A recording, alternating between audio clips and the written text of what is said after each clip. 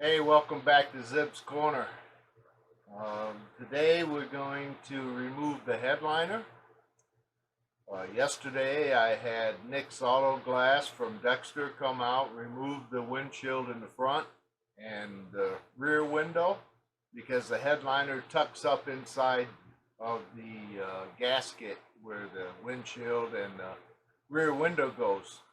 So you have to remove both the glass. Unfortunately, I didn't videotape that, but we'll walk through and look at the old headliner and see what else is involved.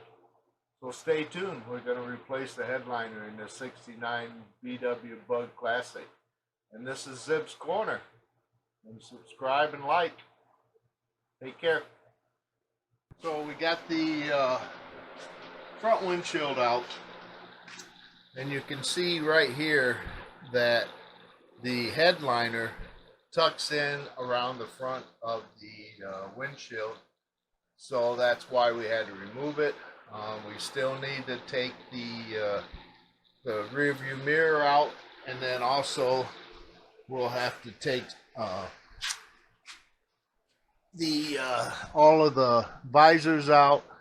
We'll have to take the crank mechanism for the sunroof, and I believe I'm gonna have to remove the sunroof also, but we'll cross that road when we come to it. Got a small light fixture that needs to be replaced, and then as you look in the back, that wraps around the window also.